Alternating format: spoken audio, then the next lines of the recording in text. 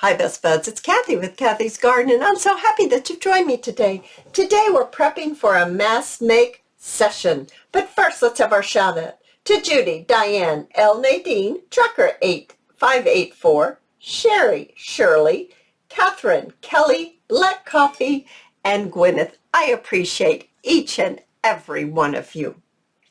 I have my little wax beads here. I bought them at a local craft shop, yes, here in town. So they just look like this. I have the white ones. They also come in a yellow color. I have some fussy cut butterflies. I have some Christmas fussy cuts. I have some doilies here.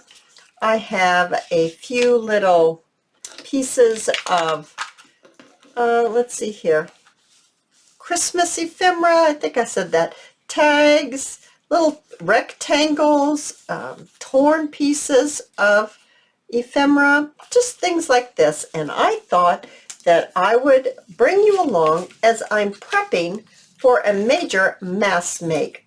But I have to get these ready first. So I actually had a question on one of my videos recently about a wax doily. What is a wax doily? I have these little doilies that I have coffee dyed right here, and I am just going to lay my little wax pellets on here, and I think I only want to start with maybe 3, just a few. I have my travel iron that I only use for my crafting. I have it turned to about a medium, and I am just going to place these beads on and just swirl it around like this. They melt, and then the paper absorbs it, and it just really changes the texture, and it changes the color as well. So I have a piece of, just a piece of brown parchment paper down on my craft table, and this is how it looks now. Can you see that it's a little, there you go, you can see that. It has some wax on. It makes it sturdier. It kind of makes it a little translucent. It brightens it. I just really like how it changes the paper itself. I'm going to add just a few more because I wanted a little bit more of that wax look on it. And I'm just going to take it up. So now it looks like that. And it feels, it's much firmer. It doesn't crack. Look, I'm bending it. It doesn't crack because I'm not putting a ton on. See, it's not even really coming through the back. I'm just putting a small amount of wax on here. So that is what a wax doily is. And then these little tiny pieces of ephemera, I got them out of, this one I'm not sure where I got, but most of these I got out of that clip art book. And I'm just going to put, now this one got a lot of wax on it, but you can see it kind of makes it translucent a little bit. Can you see that? It really changes it. If I had 2 things that were exactly the same, I could show you. I'm looking for 2 things exactly the same. I don't even have 2 butterflies exactly the same. I don't think I do. I don't even think I have 2 of these tags exactly the same. These are close in color. I must get this out of the way. Let's do these 2 together. Let's keep this one and not do it, and do any wax on it. And then let's do wax on this one. So here's the wax, and I just want a little bit. I don't want a lot. I'm going to get some wax off by putting it over there. Get some wax off here by putting it over here. Yeah. All right. Now you can see the difference. See, it kind of makes it translucent there. You can actually see through that. If I grab a piece of, here, maybe you can see through this.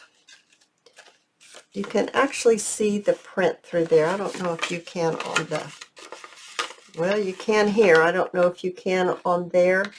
You can move it. You can see the print through. So it makes it translucent. the wax does. And it's really, really super cool.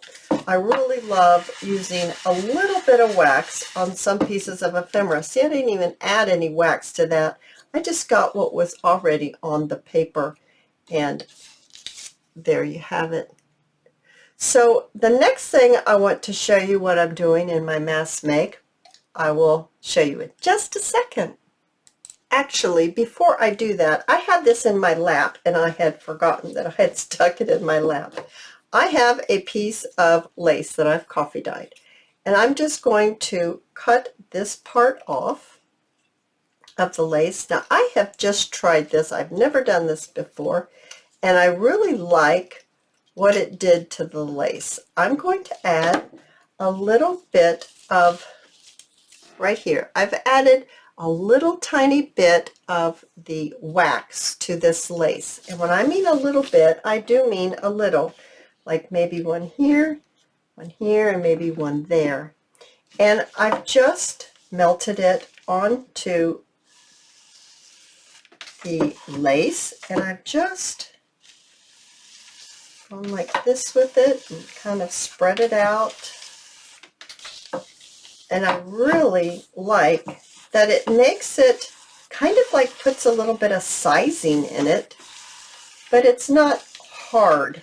It doesn't make it super hard. Now, I'm not adding a lot of wax to it, but I do like the feel of it. It feels really good, and I really am excited about making some things out of the things that I am waxing, like this lace and those pieces of fussy cuts and items that I have showed you, the wax doilies. I'm super excited about.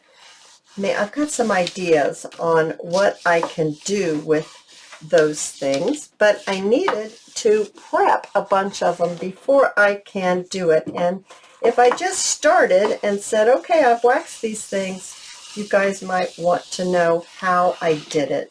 So that's why I'm showing you this process of how I have gotten to the point where I'm able to make some things with it. I had to do this work first. So there's going to be, or there is, a step in the process that I wanted to show you so that I could bring you along. So when I make the pieces of ephemera, you understand how I got there. I'm just running it over this wax that's here. It heats it up, and then the lace absorbs it, and I'm kind of trying to take that little crease out right there. I might have to add a little bit of wax right there, trying to get that little there. I finally got it out. All right, now I'm ready to show you the next thing. Oh my gosh, this is super cool. I wish you could feel this. This is really, really nice. I'm going to show you my next thing that I'm going to do in preparation of making some new things, new pieces of ephemera. Okay, so the next thing I want to do as my part of my prepping for my mass make is I brought in my freezer paper, and it's plastic coated, and that's what this looks like out of the box right there. And then I just folded the edges and I stapled them just to help keep it from curling. Now I have a page right here that I've ripped out, and I am going to take my watered down white school glue. I guess I should shake it up just a little bit. And I'm just going to apply a generous amount onto my paper. A lot of you ask me, what is your, how do you do it? Do you measure your glue to your water? No, I don't measure at all. I do more glue than water, and I make it pretty runny, but I do have more glue than water. So that's really all I can say about that. I don't ever measure, I just pour it in. So I'm going to apply my glue right onto my paper, just like that, so it's completely covered. I'm going to get my purple tissue paper, And I am going to do the best I can and to lay it down without too many wrinkles, but actually, you know, some wrinkles just gives it character. Now you can't brush over and over and over or it will rip, but you can do it at least once and it won't. Now the more you do it, the more you run the risk of having it rip. So I'm going to just get the bubbles out. And isn't that pretty? Look at that. That is really pretty. I hope it's coming across well. All right, I'm going to set this aside. I'm going to bring in another piece of my freezer paper that is waxed. And I'm just going to, yeah, this is the right size. I'm just going to kind of crease it just a little bit. I'm going to bring in some music paper. And I'm just going to, there we go, separate it like that. Now look and see, ooh, I like this side because it has so many notes. And I'm just going to put my glue right on here.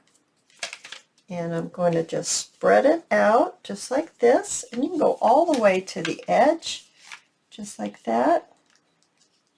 It just peels right off, you guys. It doesn't, now I have not made any earlier, like yesterday, and so I can show you how it peels off today. But when I use it, when I go to use it in my things that I'll be making coming up on my channel, then I'll show you how it pulls off the freezer paper. But it does so very nicely. It doesn't get stuck on here at all. Now I have some other colors. And let's see, I think I would like to do maybe a pink. So I'm going to get my piece of tissue paper. It's just plain, ordinary tissue paper. It doesn't have any print, so I know that you're able, oops, it's already gotten attached, hasn't it? I know that you're able to find this. There we go. I know you're able to find this regular tissue paper, so it's something that you would be able to get a hold of inexpensively. I mean, tissue paper isn't that expensive.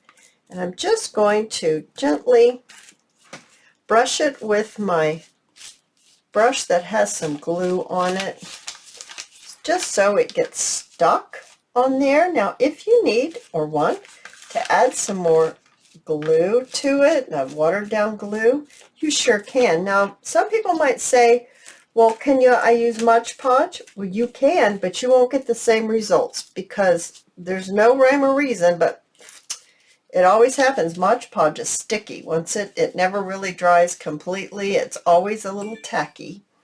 But this watered down school glue is not tacky at all. It's not sticky or tacky once it dries. Look how beautiful that is. Oh my goodness, you guys. Now, I know this is kind of different than what I usually do, but I hope you have enjoyed me showing you how I'm prepping for some new projects that are coming up on my channel. If you've enjoyed this video, please give me a thumbs up. I invite you to subscribe to my channel, and I'll see you in my next video. I'll see you there, guys. Bye now.